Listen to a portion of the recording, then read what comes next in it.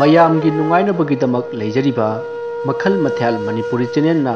mayambu ikok nona khurumjari ngasisu mayamgi damakta manipuri horror story ama puduna lakjari horror story asigi maming Mumbai 125 km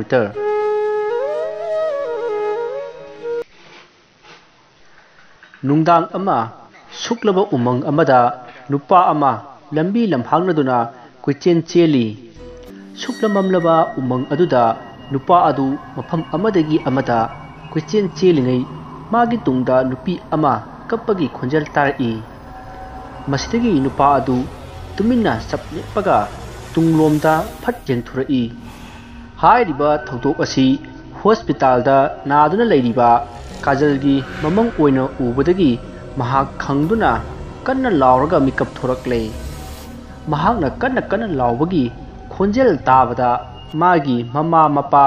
doctor nurse amadi police ama yauna chensen laktuna mahakpu laikatnari kajalna gari lae haina kanna lauri doctor nupi aduna kajalgi mamita kaidoroba jano haina torchlight amana kajalgi mamitta kapsali masida kajalna torchlight adugi maingal adu magi mamitta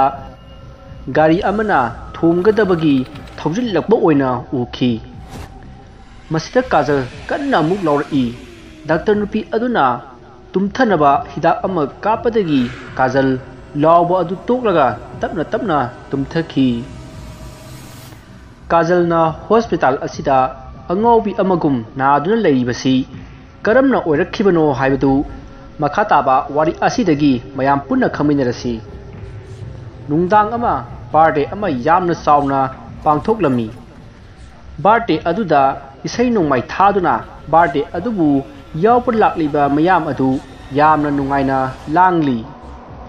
birthday adu jawna bagi damak rohit su lakli matamasida mahakna pamjabi nupi ama atopa nupa amaga yamna naksinna bagi mawongda leibadu mahakna ukhi masida rohit jamna nungai khidi asumna rohit mafam aduda hanana leiramba manabi amaga harau tayamba phongdokli masida rohit pu pamjaba nupi amana tawriba mawong adu amuk nungai khiramdi wari asida tamamnaba khara leiramgani rohit na nungsijaba nupi ama lei aduga rohit pu nungsijaba nupi amasu lei haibadi nupi amana rohit pu nungsijai aduga rohit na amuk atopa nupi ama nungsi rohit na nuksijariba nupi aduga maga loinariba nupa adugana yamna ka henba mawongda tawriba mawong adu ubada rohit sauna yu yamna thakhi masidagi washroom amada sangduna churup ama thakli aduga mana nuksijariba nupi aduna tawkhiba sing adu ningsingduna leiri rohit sauba sumasum hengalakpadagi mana pairakpa nongmai adu satlaga munna yengaga nupi adu hatla sira haina khanki masidagi nongmai adu amuk yepsilaga washroom adudagi thoraklei matamasi phawba nupi adudi nupa aduga adumak leiminaramli madu ubada rohit sauningmana loirammi masina mahak yu yamna thakki masidagi rohit mafam adu thadoktuna thoraklei masigi matung birthday adusu loibadagi magi yumda hanakhre masigi numit asigi nonganbada rohit jeki sudesh nupida kajal amadi sophia mokhoi athapa mumbai gi mafam amada chatki hariba mafam masi chatpada suklamamlaba umang amagi mayaida leiba lambi ama phawduna chatli 125 km sangba mumbai gi umangi lambi ni lambi adu phawnaba lakpada lambi adu chatpa yaroi haina police amana thingki adubu lakliba makhoi mayamna sen pibadagi chatpagi ayabadu pirakhi masidagi makhoi umangi lambi aduda laklei asumna lakpada numit tasinkhre numit asi thabalsu yamna phaba numit ama oikhi gari adu rohitna thauki gari aduda tongliba makhoi kharadi tumbasu yawnari masidagi makhoina asum thaurakpada ikhang khanghodana gari ama yamna thawjillakhi masida rohitna thawriba gari adu mamai khanglei leithokpada u amada thomjinduna accident thoki adubu laibak phaba haibaduni manung da tongliba sing adudi kaya thoina sokhide gari manung da tongliba singna Rohit yamna saiki kari maram gi gari adu uda thomjlibano haina yamna saunaki masida Rohitna mayamda ai soikhre haina hairami thawdok adu karamna thokibano haibadu manungda tongliba sing aduna karimata khamlamde maramdi makhoi tumlaga laikhibanani aduga Rohitna su mayamda gari amaga thainabadagi thokibani haina su hairamde tholiba thawdok asi Rohit su Babmen ama ita tataba mangdongna tawbagi mawong tawki Rohitna mayamda hanna ai soikhre gari amaga thainabadagi tawkhibani hairami masida mayamna gari di karai nangna thainariba gari du karai no haina hangi masidagi Rohit gari dagi kumthaduna maga thainakhiba gari adugi maikaida yingi adugu gari thawkhibagi mawong amata uba phangkide gari ki khonjel su takhide mayamna kaidore haina Rohit ta hangi Rohit gyanmen takhide masidagi mayamna phare ekhunna chatkadoriba mafam aduda chatlasi la o haibadagi makhoi puna gari aduda tongduna makha tana chakkhre makhoina accident thokliba mafam asi Mumbai gi 135 km thaba mafam adu yauri asumna makhoi numitangi lambi aduda gari adu yangna asum thauri makoina asum thorokpada lambi gi mayaida angang haplaga innaba wakarama leiramki masidagi makhoi gari adu khamlaga hainari asidi angang tongnaba wakar do natro hoine mani ne kana thami jano ne masida Rohitna mina gari da hapakpadagi tahobagumba waramba yaida ayenguge asumna Rohit gari dagi kumtharaga wakar adugi manakta sangsinki aduga wakar aduda paktha kuying jingli masida khanghodana wakar aduna Rohit khangchin chingchenki masida Rohit mukhung mukhut prang kaudna lawri gari manungda tongliba mayamdu pakhatnaduna Rohit ki manakta chenchenari matam masida Rohit noklaga hogulai tawriba adu magi mamanabi singda preng tobo oiramki masida mayamna nangi preng adu matang sati haina chainarei masidagi Rohitna noktuna wakar adu lambi gi matai amada langthokre aduga mayam punna gari da kakhatnaduna gari adu makha tana thongnaba sem sari asumna gari adu thongnaba tawrakpada ngasai Rohitna hundokhiba wakar adu lambi gi mayaida amukhanna leiramki madu ubada gari manungda tongliba mayamdu ngakpaga loinana kiba phauki masidagi Rohitna gari aduna wakar adu thongairamlaga thaurakle makhoina thaukraba matung makhoina thongairamliba angangi wakar adudagi angang kapagi khonjal tarakhi adubu Rohit ki party adudi gari adu yangna thaukhibana maram oiraga angang kapadu takhide masidagi khara chatlaba matung nupa amana Rohitna thauriba gari adu khambinaba hairakpadagi khamki nupa adu masa adu khara soklami nupa aduna gari aduda mabu yum phawba thimbiramu mahaksi sire hairakhi masida Rohit hoigi kangbudu gyamen taramdi asumna wari phana kuina sanaraba matung Rohitna thiningdabadagi makoigi gari asi mi taruk tongba yaroi hairami nupa aduna yamna kanna haijaki masidagi Jekiga Sophiaga mafam aduda lehore aduga gari aduda amu handuna nupa adu thinnabagi damak Rohit Kajal Sudesh makoi ahumba loinana nupa aduga punna lakle matam asida makoina asum lakpada lambi adu thinglaga leiramki Rohit ka Sudesh kana gari dagi kumtharaga yengki matam aduda lambi da phairiba yosai aduda Rohitna pairubada I tairakhi aduga Sudesh nasu mafam adudagi I khara tairakhi taromliba mawong aduda makhoi gari adu amu hallaga thorakle ngasai gi nupa adudi karisu haikhidi nakanamaromda ngasai ubangda leihoba Sophia u amada ngathaduna headphone haptuna isai tari matamasida Jekina Sophia da wakhalama khalami asumna Jeki wakan amada mangba aduda Sophia Jackie kaidorage haina hangki masida Jackie na kaisu tawdi haina khumki asumna makhoi ani wari sanaringai suklaba umang adomda akiba khonjel lama tarakhi masida Sophia na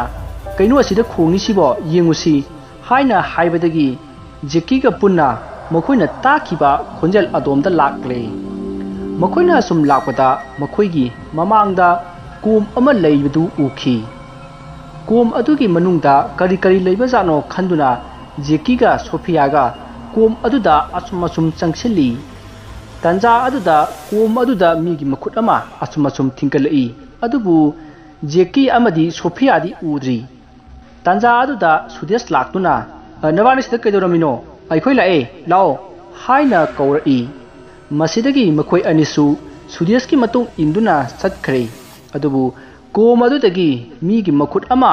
tapna thingalakliba adudi ukhidre asumna Sudeshna Jackie amadi Sophia kaubo chatkringai Rohit chur ama thaklaga laiki masida kajalna Rohit na mabuktai jepliba nungmai adu ukhi kajal ga Rohit ka nungmai adu ki maramda wari sanaki asumna makhoi anina wari sanaringai Sudesh Jackie amadi Sophia makhoi loina yorakle masidagi makhoi punna wari sanaringai gari ama lakpa ukhi makoina gari adu khamna ba haiki masidagi gari adu makoina leriba mafam adudagi khara chakhallaga khamki aduga gari adudagi asiba ama langtharamlaga gari adu amuhana thaukhre masida Rohit hoigi kangbudu chenchinduna yengubada asiba du ngasai makhoiga sen longnakhiba police adu oiramle madu ubada makhoi yamna kinakhi masidagi police ta phone tawduna pau PC haibadagi phone tawna honabada mafam adu network phangdaba mafam oiramki matam asida police aduna pairakpa set adu ubadagi maduda pau phaunanaba semlubada ahuba ayakpa akiba khonjal ama oina thorakhi masidagi kiduna thadakhre masigi matung makhoi thorakpa gari aduda yaukhiba nupa adu yawbo ukhide masidagi gari adugi manakta sangchinduna jengki tasengna ngasai gari khamlakpa nupa adu gari aduda yawramdre leiriba mayam adu nupa adu kadai da chakhraba jatno haina koilang langnari asumna langnaringai umang manungdomda nupa amagi khonjelda yamna kana lawrakpa taki masidagi makhoi mafam adu thadoklaga chatlasi hainabadagi makhoi manga punna lakle makhoi asum lakpada Sudeshna gari adu khamnaba haibadagi khamki aduga mahak kumthakhre asumna mathang kumtharai aduga lambi adugi mataida Mumbai 125 km haina thariba adu yengki masida makhoina kanone ngasai ada yunghobuduna sida amuk jungamlisibo kamai tawrijano haina khanari masidagi makhoi gari da kakhatnaduna makhoi chatkhe makhoi na leiramliba mafam adugi manakta hauriba u adugi matonda phingou sepi nupi amana usa amada tonglaga Rohit hoigi kangbuna thaukiba gari adu yenghauki masidagi Rohit hoigi kangbuna gari manungda ngasi thokliba thokdoksing asigi matangda wari sanari asum thorakpada umang manunglomda phingou sepi nupi ama asum changkhibagum Rohitna gari manungdagi ukhi aduga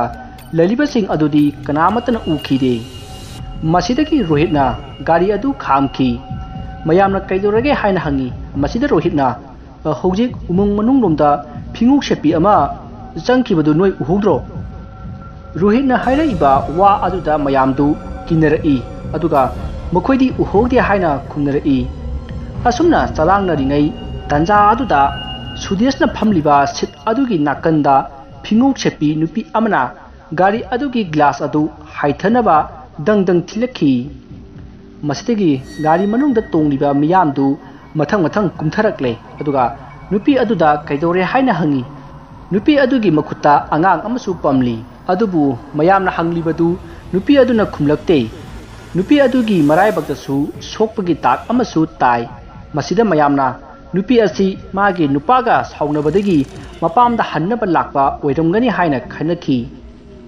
अदुबु नुपी अदुदी Rohit Munna येंगुना लई Vasu अमता ngang मस्तिगी मयामना नुपी अदुगी वा अमता तादना नुपी अदुगी युमदा थिनबिरुरसी हाइनबदगी थिनबा चटखी हंदक्ति रोहित अमदी सुदेश मखोय अनि मफम अदुदा लेहौरे अदुगा काजल Sophia अमदी जेकी मखोयना थेंगनरिबा नुपी अदुगा पुन्ना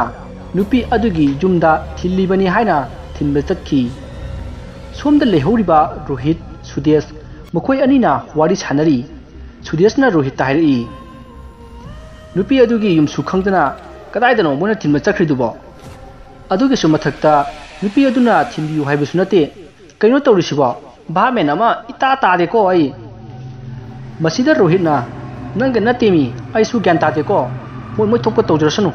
असमना वारी सानदुना चटख्रिबसिंग अदु ngaइखी सोमदना चटख्रिबा काजल होइकी कांगबुदुना गाड़ी assume थोरकपदा yum अमा थेंगनखी मसिदा सोफियाना असिदा yum अमा लेरे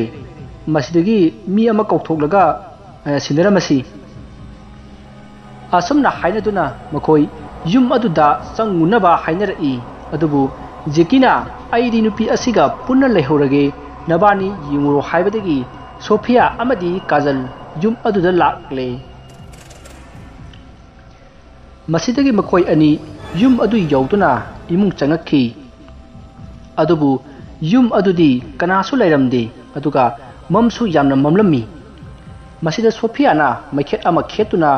युम अदुगी मथकलोमदा तपना तपना काखलई अदुगा काजलदी युम अदुदा लैरमबा लैंडलाइन फोन अमदा फोन तौनबा कन्ना होनरी मसिदा फोन अदुदा अहौबा अकीब खोंजल अमा अमुक तारकपदगी फोन अदु थादखी मसिदा सोफियाना कैदुरगे हाइना हंगी काजलना कैसु तौदे हाइना खुंखी अदुगा नाकन अमदना गाड़ी मनुंगदा लेहौरिबा जेकिना मागा फमिनरिबा नुपी अदुदा नंगना पमलिबा अंगांगदो पिरो आइसु अमता पमगे हाइना हाइरुई मसिदा नुपी अदुना अंगांग अदु जेकीदा पिरई मसिदा जेकिना नुपी अदुदा अंगांग असिदगी ममाना हेना फजै हाइरुरे मसिदा नुपी अदुना जेकीदा ओनसिललगा ममाय अदु मई मई चेखाइरई मसिदगी महाक कन्ना लाउखी महाकना लाउबदु युम मनुंगदा लेरिबा सोफिया अमदी काजल मखोय अनिना ताबदगी जेकीगी मनाकता चेलखी अदुबु मखोयना गाड़ी अदुगी मनाक जौरकपददी जेकी अमदी नुपी अदु लेरमद्रे मसिदगी सोफिया अमदी काजलना जेकी कन्ना कन्ना कौखी कौबा याबा कौरबा मतुंग मखोय अनि यामना पाखतना गाड़ी अदु थौरकले मसिदगी मखोय अनि रोहित अमदी सुदेश की मनाक जौदुना पाव पुनमक तमखी मसिदगी सुदेश अमदी रोहितना कइनो हाइसिबो फरे अदुदी अखोय मफम अदुदा चलगा पुलप थिमिनरुरसी असुमना हाइनबदगी मखोय मंगा अदु गाड़ीदा काखतनबा होनरिङै गाड़ी अमा होरोन हौना खोंदुना थौरखी थौरकलिबा गाड़ी अदु उबदा रोहितना सिदी ngасai पुलिस थादरंबा गाड़ी दुने मागी अरोइबा गाड़ी की नंबर से आई खंगहवे वाफम अदु ताबदा मयामना गाड़ी अदुबु खुद खतुना खामनबा हाइखी अदुबु खामलमदना थौख्रे मसिदा गाड़ी अदु खरा थौगतखरबा मतुंग गाड़ी अदुगी मनिंगदा जेकिना आई गाड़ी असिदा यावरे हाइना गाड़ी अदुगी मनिंगी गिलास अदुदा तंगदंग थिलखी अदुबु गाड़ी अदुदी लेतन असुम थौख्रे रोहित सुदेश काजल अमदी सोफिया मखोय मयामना जेकीबु उखी मसिदगी मखोंगना गाड़ी अदु मखोय मयामना जेकबु कौदुना तानखी अदुबु फंखीदे मसिदगी मखोयना मखोयगी गाड़ी अदुदा अमु हंजिलक्तुना गाड़ी अदु तोंगलगा तानखी असुमना असुम तानरकपदा रोहितना थौरिबा गाड़ी अदु अचौबा अवांगबा बेकर अमदा थौगतलुबदौना खंगचोंग चोंखलई मसिदगी रोहितना कुमथादुना येंगबदा नुपा अमगी अचिबा हक्चांग अमा तादुना लेरमखी मसिदा रोहितना असुम असुम चंगसिनदुना येंगुबदा तारिबा नुपा अदु जेकीनि हाइबा खंगले मसिदगी रोहितना जेकीबु हंजिन हंजिन कौदुना कोइलाउ लाउखी रोहितना लाउबा अदु ताबदा गाड़ी मनुंगदा तोंलिबा सिंदु कुमथरकले मतमसिदा सीदुना तारिबसी जेकीनि हाइबसी मखोयसु खंगले ꯃꯈꯣꯏ ꯖꯦꯀꯤꯕꯨ ꯀꯧꯗꯨꯅ ꯀꯞꯅꯔꯛꯏ꯫ ꯔꯣꯍꯤꯠꯁꯨ ꯌꯥꯝꯅ ꯅꯨꯡꯉꯥꯏꯈꯤꯗꯦ ꯃꯔꯝꯗꯤ ꯃꯍꯥꯛꯅ ꯊꯧꯕ ꯒꯥꯔꯤ ꯑꯗꯨꯅ ꯇꯛꯈꯤꯕꯅꯤꯅ, ꯑꯗꯨꯕꯨ ꯇꯁꯦꯡꯕꯗꯤ ꯃꯍꯥꯛ ꯇꯧꯒꯦ ꯌꯥꯎꯅ ꯇꯧꯈꯤꯕꯗꯤ ꯅꯠꯇꯦ꯫ ꯑꯁꯨꯝꯅ ꯃꯌꯥꯝꯅ ꯀꯞꯅꯔꯤꯕ ꯃꯐꯝ ꯑꯗꯨꯗꯒꯤ ꯈꯔ ꯆꯠꯊꯣꯛꯂꯒ ꯃꯨꯝꯕꯥꯏ 125 ꯀꯤꯂꯣꯃꯤꯇꯔ ꯍꯥꯏꯅ ꯊꯥꯕ ꯃꯐꯝ ꯑꯗꯨꯒꯤ ꯃꯅꯥꯛꯇ ꯉꯁꯥꯏꯒꯤ ꯐꯤꯉꯧ ꯁꯦꯠꯄꯤ ꯅꯨꯄꯤꯗꯨ ꯂꯦꯞꯄꯒ ꯂꯩꯔꯤ꯫ ꯃꯁꯤꯗꯒꯤ ꯖꯦꯀꯤꯒꯤ ꯑꯁꯤꯕ ꯍꯛꯆꯥꯡ ꯑꯗꯨ ꯒꯥꯔꯤ ꯑꯗꯨꯗ ꯍꯥꯞꯆꯤꯜꯂꯦ꯫ ꯃꯁꯤꯒꯤ ꯃꯇꯨꯡ ꯃꯈꯣꯏ ꯒꯥꯔꯤ ꯑꯗꯨ ꯑꯃꯨꯛ ꯊꯧꯔꯛꯂꯦ꯫ ꯊꯣꯛꯂꯤꯕ ꯊꯧꯗꯣꯛ ꯑꯁꯤ ꯀꯔꯤꯅꯣ ꯍꯥꯏꯕꯗꯨ ꯑꯃꯠꯇ ꯒ꯭ꯌꯥꯟ ꯇꯥꯔꯝꯗꯦ꯫ ꯃꯈꯣꯏꯅ ꯊꯦꯡꯅꯔꯤꯕ ꯃꯤꯑꯣꯏꯁꯤꯡ ꯑꯁꯤ ꯃꯤꯔ ꯂꯥꯏꯔ ꯍꯥꯏꯕꯁꯨ ꯑꯃꯠꯇ ꯒ꯭ꯌꯥꯟ ꯇꯥꯔꯝꯗꯦ꯫ ꯑꯗꯨꯕꯨ ꯃꯈꯣꯏꯅ ꯊꯧꯔꯨꯕ ꯃꯐꯝ ꯈꯨꯗꯤꯡꯃꯛꯇ ꯃꯨꯝꯕꯥꯏ 125 ꯀꯤꯂꯣꯃꯤꯇꯔ ꯍꯥꯏꯕꯁꯤꯗꯤ ꯑꯗꯨꯝ ꯊꯥꯔꯝꯈꯤ꯫ ꯑꯗꯨꯒ ꯎꯃꯪꯒꯤ ꯂꯝꯕꯤ ꯑꯗꯨꯗ ꯍꯪꯒꯠ ꯍꯟꯗꯥ ꯒꯥꯔꯤ ꯑꯗꯨ ꯊꯧꯍꯟꯗꯨꯅ ꯑꯍꯤꯡꯒꯤ ꯃꯇꯝ ꯉꯥꯏꯕꯗꯧꯅꯁꯨ ꯇꯧꯔꯤ꯫ ꯑꯁꯨꯝꯅ ꯃꯈꯣꯏ ꯒꯥꯔꯤ ꯑꯗꯨ ꯑꯁꯨꯝ ꯊꯧꯔꯛꯂꯤ꯫ ꯃꯁꯤꯗ ꯔꯣꯍꯤꯠꯅ ꯒꯥꯔꯤ ꯑꯗꯨ ꯈꯥꯝꯈꯤ꯫ ꯃꯁꯤꯗ ꯔꯣꯍꯤꯠꯅ ꯑꯩꯈꯣꯏꯅ ꯊꯧꯔꯤꯕ ꯂꯝꯕꯤꯁꯦ ꯏꯍꯟ ꯍꯟꯖꯤꯟꯕꯗꯧꯅ ꯇꯧꯔꯦ, ꯑꯗꯨꯅ ꯁꯨꯗꯦꯁ ꯏꯕꯥꯅꯤ ꯃꯐꯝ ꯑꯁ꯭ꯋꯥꯏꯗ ꯀꯅꯥꯒꯤ ꯌꯨꯝ ꯂꯩꯕꯖꯥꯠꯅꯣ ꯍꯥꯏꯕꯗꯨ ꯑꯁ꯭ꯋꯥꯏꯐꯥꯎꯗ ꯌꯦꯡꯉꯨꯁꯤ꯫ ꯑꯁꯨꯝꯅ ꯔꯣꯍꯤꯠꯅ ꯁꯨꯗꯦꯁꯇ ꯍꯥꯏꯕꯗꯒꯤ ꯁꯨꯗꯦꯁꯁꯨ ꯍꯣꯏ ꯍꯥꯏꯗꯨꯅ ꯌꯥꯔꯦ꯫ ꯑꯁꯨꯝꯅ ꯃꯈꯣꯏ ꯎꯃꯪ ꯃꯅꯨꯡ ꯑꯗꯨꯗ ꯌꯨꯝ ꯊꯤꯔꯤꯕꯅꯤ ꯍꯥꯏꯗꯨꯅ ꯑꯁꯨꯝ ꯆꯠꯂꯤ꯫ ꯃꯇꯝ ꯑꯁꯤꯗ ꯔꯣꯍꯤꯠꯅ ꯁꯨꯗꯦꯁꯇ ꯆꯪꯁꯤꯜꯂꯛꯇꯨꯅ ꯍꯥꯏꯔꯛꯏ, ꯁꯨꯗꯦꯁ, ꯅꯪꯒ ꯀꯥꯖꯜꯒ ꯂꯩꯅꯔꯤꯕ ꯃꯔꯤꯗꯨ ꯑꯩ ꯈꯪꯏ, ꯑꯗꯨꯅ ꯅꯪ ꯍꯥꯠꯇꯣꯛꯂꯗꯤ ꯀꯥꯖꯜꯁꯦ ꯑꯩꯒꯤ ꯑꯣꯏꯔꯅꯤ, ꯑꯗꯨꯅ ꯅꯪ ꯍꯧꯖꯤꯛ ꯑꯩꯅ ꯍꯥꯠꯀꯅꯤ꯫ ꯑꯁꯨꯝꯅ ꯔꯣꯍꯤꯠꯅ ꯁꯨꯗꯦꯁꯄꯨ ꯅꯝꯁꯤꯜꯂꯝꯃꯤ, ꯑꯗꯨꯒ ꯃꯍꯥꯛꯅ ꯄꯥꯏꯔꯛꯄ ꯅꯣꯡꯃꯩ ꯑꯗꯨꯅ ꯁꯨꯗꯦꯁꯀꯤ ꯃꯔꯥꯏꯕꯛꯇ ꯅꯝꯈꯤ꯫ ꯃꯇꯝ ꯑꯁꯤꯗ ꯒꯥꯔꯤ ꯃꯅꯨꯡꯗ ꯂꯩꯍꯧꯔꯤꯕ ꯁꯣꯐꯤꯌꯥ ꯑꯃꯗꯤ ꯀꯥꯖꯜ ꯌꯥꯝꯅ ꯀꯤꯅ ꯒꯥꯔꯤ ꯃꯅꯨꯡ ꯑꯗꯨꯗ ꯂꯩꯔꯤ꯫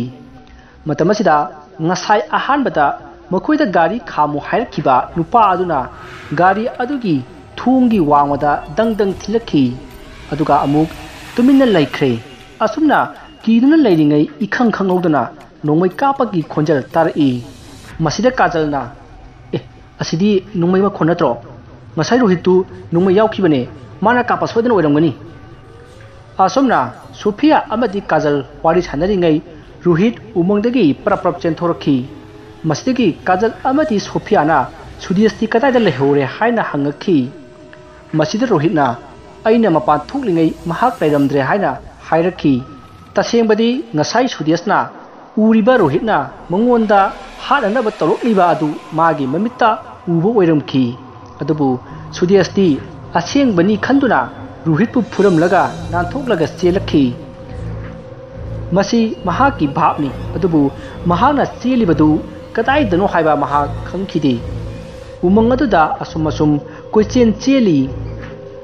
ꯑꯁꯨꯝꯅ ꯆꯦꯜꯂꯤꯉꯩ ꯃꯥꯒꯤ ꯇꯨꯡꯗ ꯈꯣꯟꯖꯦꯜ ꯑꯃ ꯇꯥꯕꯗꯒꯤ ꯇꯨꯡꯂꯣꯝꯗ ꯂꯩꯊꯣꯔꯛꯂꯒ ꯌꯦꯡꯉꯤ꯫ ꯃꯇꯝ ꯑꯗꯨꯗ ꯉꯁꯥꯏꯒꯤ ꯐꯤꯉꯧ ꯁꯦꯠꯄꯤ ꯅꯨꯄꯤ ꯑꯗꯨ ꯑꯉꯥꯡ ꯑꯃ ꯄꯝꯂꯒ ꯎꯃꯪ ꯑꯗꯨꯗ ꯑꯁꯨꯝ ꯆꯪꯁꯤꯟꯈꯤ꯫ ꯁꯨꯗꯦꯁꯁꯨ ꯃꯇꯨꯡ ꯑꯁꯨꯝ ꯏꯟꯅꯈꯤ꯫ ꯃꯁꯤꯗꯒꯤ ꯅꯨꯄꯤ ꯑꯗꯨ ꯉꯁꯥꯏ ꯁꯣꯐꯤꯌꯥ ꯑꯃꯗꯤ ꯀꯥꯖꯜꯅ ꯆꯪꯉꯝꯕ ꯌꯨꯝ ꯑꯗꯨꯗ ꯆꯪꯈ꯭ꯔꯦ꯫ ꯁꯨꯗꯦꯁꯁꯨ ꯌꯨꯝ ꯑꯗꯨꯗ ꯆꯪꯁꯤꯜꯂꯤ, ꯑꯗꯨꯕꯨ ꯅꯨꯄꯤ ꯑꯗꯨꯗꯤ ꯎꯔꯝꯗꯦ꯫ ꯁꯨꯗꯦꯁꯅ ꯑꯁꯨꯝ ꯌꯦꯡꯕꯗ ꯅꯨꯄꯤ ꯑꯗꯨ ꯆꯧꯀ꯭ꯔꯤ ꯑꯃꯗ ꯐꯝꯂꯒ ꯂꯩꯔꯝꯈꯤ꯫ ꯃꯁꯤꯗꯒꯤ ꯃꯍꯥꯛ ꯈꯪꯄ꯭ꯔꯦꯛ ꯈꯪꯉꯤ, ꯑꯗꯨꯒ ꯅꯨꯄꯤ ꯑꯗꯨ ꯑꯃꯨꯛ ꯃꯥꯡꯈ꯭ꯔꯦ꯫ ꯃꯁꯤꯗꯒꯤ ꯁꯨꯗꯦꯁꯅ ꯌꯨꯝ ꯑꯗꯨꯒꯤ ꯃꯊꯛꯂꯣꯝꯗ ꯑꯁꯨꯝ ꯀꯥꯈꯠꯂꯛꯏ꯫ ꯃꯇꯝ ꯑꯁꯤꯗ ꯅꯨꯄꯤ ꯑꯗꯨ ꯃꯥꯒꯤ ꯃꯃꯥꯡꯃꯛꯇꯗ ꯈꯪꯂꯦꯞ ꯂꯦꯞꯄꯛꯈꯤ, ꯑꯗꯨꯒ ꯅꯨꯄꯤ ꯑꯗꯨꯅ ꯃꯥꯒꯤ ꯃꯈꯨꯠ ꯑꯗꯨꯅ ꯏꯜꯂꯛꯈꯤ꯫ ꯁꯨꯗꯦꯁ ꯈꯪꯗꯨꯅ ꯂꯣꯡꯅ ꯇꯥꯕꯗ ꯀꯥ ꯑꯗꯨꯗ ꯊꯝꯕ ꯏꯁꯤꯡꯗ ꯇꯥꯁꯤꯟꯈꯤ꯫ ꯃꯁꯤꯗꯒꯤ ꯅꯨꯄꯤ ꯑꯗꯨꯅ ꯌꯨꯝ ꯑꯗꯨꯒꯤ ꯊꯣꯡꯅꯥꯎꯗꯒꯤ ꯑꯃꯨꯛ ꯄꯥꯏꯁꯤꯜꯂꯛꯂꯒ ꯁꯨꯗꯦꯁꯄꯨ ꯃꯈꯧꯔꯤ ꯃꯦꯠꯂꯝꯃꯤ, ꯑꯗꯨꯒ ꯌꯨꯝ ꯑꯗꯨꯗꯒꯤ ꯋꯥꯡꯅ ꯆꯤꯡꯈꯠꯈꯤ꯫ ꯇꯧꯔꯤꯕ ꯃꯌꯥꯝꯗꯨ ꯁꯨꯗꯦꯁ ꯍꯣꯏꯒꯤ ꯀꯥꯡꯕꯨ ꯑꯗꯨꯅ ꯎꯕꯗꯒꯤ ꯅꯨꯄꯤ ꯑꯗꯨꯅ ꯁꯨꯗꯦꯁ ꯄꯨꯈꯤꯕ ꯑꯗꯣꯝꯗ ꯇꯥꯟꯅꯔꯛꯏ꯫ ꯃꯁꯤꯗꯒꯤ ꯕꯨꯠ ꯅꯨꯄꯤ ꯑꯗꯨꯅ ꯁꯨꯗꯦꯁꯄꯨ ꯋꯥꯡꯅ ꯑꯁꯨꯝ ꯆꯤꯡꯈꯠꯈ꯭ꯔꯒ ꯃꯆꯤꯟ ꯇꯨꯝꯕ ꯎꯁꯥ ꯑꯃꯗ ꯊꯥꯗꯔꯛꯈꯤ꯫ ꯃꯁꯤꯗꯒꯤ ꯁꯨꯗꯦꯁ ꯎꯁꯥ ꯑꯗꯨꯗ ꯌꯨꯡꯁꯤꯟꯗꯨꯅ ꯁꯤꯈꯤ꯫ ꯃꯁꯤꯗꯒꯤ ꯁꯨꯗꯦꯁꯀꯤ ꯃꯇꯨꯡꯗ ꯇꯥꯟꯅꯔꯛꯂꯤꯕ ꯃꯈꯣꯏꯒꯤ ꯀꯥꯡꯕꯨ ꯑꯗꯨ ꯁꯨꯗꯦꯁꯅ ꯁꯤꯔꯤꯕ ꯎ ꯑꯗꯨꯒꯤ ꯃꯈꯣꯡ ꯌꯧꯔꯛꯂꯦ꯫ ꯃꯈꯣꯏꯅ ꯁꯨꯗꯦꯁꯄꯨ ꯀꯟꯅ ꯀꯧꯈꯤ꯫ ꯃꯇꯝ ꯑꯁꯤꯗ ꯉꯁꯥꯏ ꯁꯨꯗꯦꯁꯇ ꯌꯨꯡꯈꯤꯕ ꯎꯁꯥ ꯑꯗꯨ ꯏ ꯇꯩꯔꯒ ꯂꯩꯕꯗꯨ ꯀꯥꯖꯜꯅ ꯎꯔꯛꯈꯤ, ꯑꯗꯨꯒ ꯁꯨꯗꯦꯁꯇꯤ ꯂꯩꯔꯝꯈꯤꯗꯦ꯫ ꯃꯁꯤꯗꯒꯤ ꯃꯈꯣꯏ कीना लेनरिङै ngasagi jeki haplaga thorakpa gari adu amuk thoraklei makoina gari adu de yengduna leiringai gari adu da sudiasu yaukibadu uki masidagi makoi ahumna tanaki gari adu dagi sudiaspusu thadaramlaga thaukhre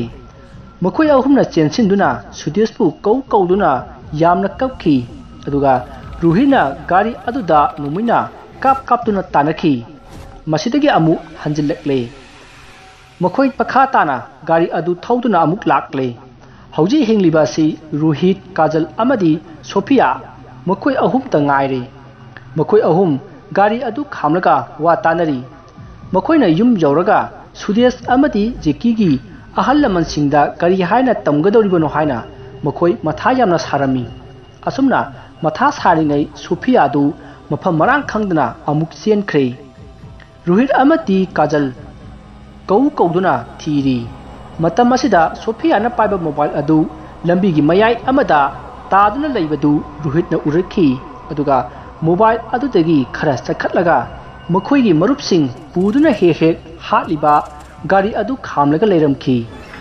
masidagi rohit na gari adu da mahang na pairakpa nongmai aduna kapki adudagi gari adu thaukhre aduga nakan amadagi sophia yamna wana makhoi gi manakta lakhi masidagi kajalna sophia da pairubada I tairakhi kajal amadi rohitna kaidorage haina kauki adubu sophia tapna phamthakre aduga mahak sikhi mathamasida rohit sauning manduna sophia na thorakpa umang adomda mahak chensinki kajal na tawdanaba changdanaba khamki madubu rohitna inthoklamnaga lakle ruhina inthok lamba aduda kajal u amada thomjinduna mahak gyan mangkhre masidagi rohitna kanna laukhi kana no thoro naril leradi aiga lamba pasi haina lauduna mana pairiba nongmai adu mathaklomda kapkhatkhi matamasida nupi ama sakkiba adu rohitna ukhi masidagi rohitna nupi adugi matung inaduna asum lakle matam masida mahakna lakliba mafam aduda mi phumkhibagi mangpham mayam ama leiramki hariba mangpham adudagi sophia sudes amadi jeki hawalaklaga ruhitki manakta changakhi masida mahakna nongmai adu kapki aduga mahakna chenge haiduna leithorakpada ngasai makoiga thingnakiba nupi adu akiba phibamda lepaga leiramki matam masida kajal gyal amuk lakle masidagi mahakna ruhitpu thiba haurakhi mahakna ruhit thirakpada magi khutki khudangda I khara tarakhi masida kajalna yengkhalubada bun nupi adu lepaga leiramki masidagi kajal du kiduna kanna lauraga makhoi gi gari leiba adomda chelakle matamasida mi asiba mari lambi gi mayaida phi angubuna kuplaga leiramki maduda kajalna changchinduna phi singadu kina mathang haidoklaga yengki matam aduda gari manungda yahauba sudes amadi jeki aduga sophia amadi rohit makhoi mari oiramki madu ubada mahak kiduna gari aduda kakhatlaga thaukhina honnarai adubu gari adu start toba yakhidi masidagi gari dagi kumtharaga mahak jamna kanna kapki tanja asida gari ama thorakhi matam aduda kajalna butki gari du orabai ningduna mahak yan mangki masidagi nongalakpada police singna makhoi gi asiba haksang sing oina phangki masida hena ngakpa amana makhoi bu haliba put nupi adu nupa ama angang amaga punna siduna targa leiramki aduga nakan amadana rohit sudes jeki amadi sophia kajal targa leiramki makhoi loina maksikhi adubu kajal di siramki de masina mahak hospital da pukhibani masige matung asiba sing adu police na postmortem bidamak pukhre aduga kajal buna hospital da layingki adubu kajal angaubi gi matogum tauki masini kajal na angaubi amagum hospital da leirambagi wari masige matung hospital da leiriba kajal na but nupi adugi wari adu yamna khangninki masigi mahakna nupi adugi saktam ama yekhi Madhu nurse अमना उबदगी मसिदी महाक खंगी हाइना हाइरखी अदुगा मागी लेफमसु हाइरपदगी काजलना बुट नुपी अदुगी युमदा lucky yum अदु हेक चौबदा yum अदुगी मफम मफम खुदिंगदा तमनबा अदु उखी मीना फमलगा हाइबी सानबगी थमलिबा अहाइबी अदु मसा मतोमता हाइरगा लेरंबा अदु काजलना उखी बुट नुपी अदुगी yum अदु थोंग मथंता हांगदोरखी मसिदगी महाकना yum अदुगी मनुंगदा चंगकले मतम मसिदा बुट नुपी अदु युम अदुगी स्टियारदा चटलगा लेरमखी मसिदगी काजलसु नुपी अदुगी मतुंग इनखी अदुगा नुपी अदुना संखिबा का अदुदा संखी अदु नुपी अदुदी लेरमद्रे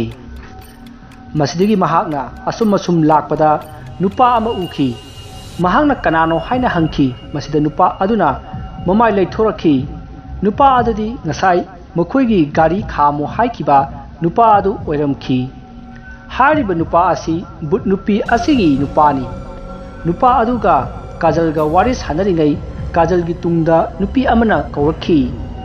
मसिदा काजलना लेथोरकपदा नुपी अहन अमा लेपका लेरमी मसिदगी काजलना अमुक नुपा अदोमदा येंगकपदा नुपा अदु अमुक लेरमद्रे नुपी अहन अदुना काजलदा युम असिदा कुइन लेरनु नहाक सत्ख्रो हाइना हाइरई मसिदा काजलना युम असिदा लेबा नुपी अदुगी वारी लिबिनबा हाइबदगी नुपी अहन अदुना लिरखी हौजिक बुट ओइबा नुपी असि युम पालबा मतुंग यामना कुइना मसा यावदे मसिदगी मतम कुइरबगी तुंगदा मसा अमा फंगजखी मसा अदु महाकना यामना लुना नुसिना तौखी मसिदगी नोंगमा मागे नुपागा थबक अमा चतखी थबक अदु मुंबई 125 किलोमीटर हारिबा उमंग अदुगी लंबीदुदनी नुमित अदुगी नुमिदांगदा गाड़ी अमना मखुना तोंगलिबा गाड़ी अदुदा थोमखी अदुगा हान्ना येंगमदना थौखी थौदोक अदुदा नुपी अदु सीखी अदुगा मागी मसा अमदी मागी मपुरोइबसु सीखी नुमित अदुमक्तदा नुपी अदुगी थवाइना मखोइबु थोमलंबा गाड़ी अदुदा तोंगपमी खुदिमक हाटखी हारिबा गाड़ी अदो अतै अमत नत्ते नखोइना थौखिबा गाड़ी अदुनी फरे मफम असिदा नंग कुइन लेरनु नंग चटलो असुमना हायरमलगा नुपी अदु इमुंग चंखरे तंजा असिदा मफम अदु नुसित कन्ना कन्ना सिलखी अदुगा काजलगी ममांगदा लेरिबा अवांगबा फान अदुदा बुट नुपी अदु थोरकले अदुगा काजलगी अकोइबदा कोइना उंगदुना पाइरी मसिदगी लेमाइदे ताबा योट अमना